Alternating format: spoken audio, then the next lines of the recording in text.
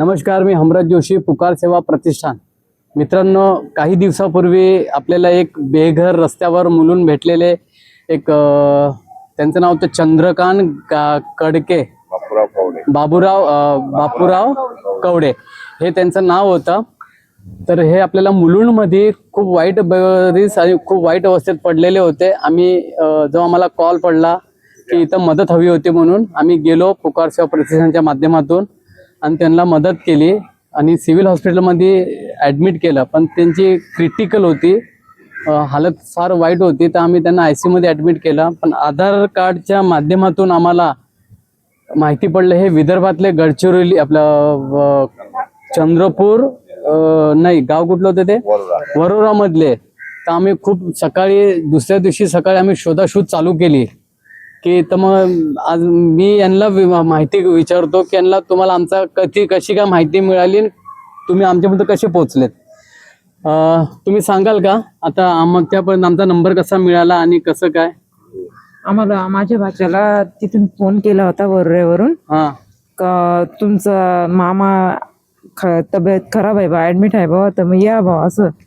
तर मग आम्ही त्याच्यानंतर अजून परत एक कॉल आला का डेट झाली बा, चंद्रकांत कवडे कोण लागतो बा, तुमचा काही प्रूफ असेल तर तेवढे डॉक्युमेंट्स पाठवा म्हणे आम्हाला, बाकीचं आम्ही बघू म्हणे.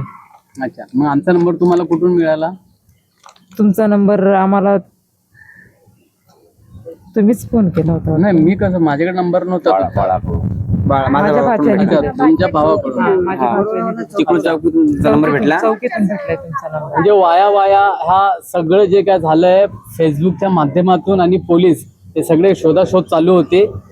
आणि आता तुम्ही काय द्याला पुकार सेवा प्रतिष्ठानकडून, तुम्ही आजी तुम्ही काय बोलाल आता लोकांना, काय सांगा? तुमचा मुलगा मिळाला, आम्ही तर मदत केली, प्रयत्न केला, तर तुम्ही काय सांगा? चांगलं झालं, चांगलं झालं. यांनी दवाखाना केला, उचलून नेलं, त्यांची जी सेवा केली, तेवढी सेवा केली त्यांनी, चांगलं केलं बा त्यांच्यासाठी. चांगलं झालं.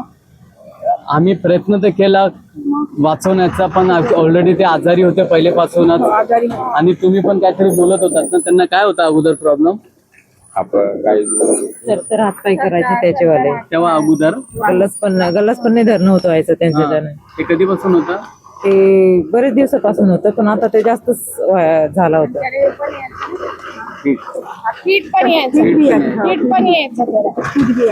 ठीक आहे सर. मित्रांनो, मला एवढंच बोलायचं आहे. मी खूप वाईट वाटतंय मला, पण आपण प्रयत्न तर करतो, मानवसेवा लोकांचा प्रयत्न करतो जीव वाचवण्याचा आमच्याकडून, आणि डॉक्टरांकडून प्रयत्न तर करतच असतो आम्ही. जेवढं आमच्याकडून करायचं होतं प्रयत्न तेवढं आम्ही केलं, डॉक्टरांनी पण केलं. तर दुर्दैवाने नाही वाचू शकला, ऑलरेडी त्यांना तो आजार होता फिटचा, आणि फिटमध्येच येऊन त्यांचा जीव गेला, अटॅक आला असं नॉर्मल, आणि ते नाही वाचू शकले. मी जास्त काय बोलणार नाही.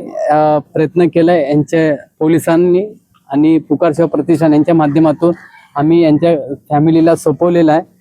अशी सेवा पुढे करत राहू मित्रांनो, आणि आमच्याकडून जेवढं काय होईल तेवढं प्रयत्न करू. मी काही जास्त बोलणार नाही. फार वाईट गोष्ट आहे, असं नाही होऊ कोणाबरोबर. मी इथेच थांबतो. आवाज तुमचा, सेवा आमची, एक धाव त्या गरजूंसाठी. जय हिंद, जय महाराष्ट्र.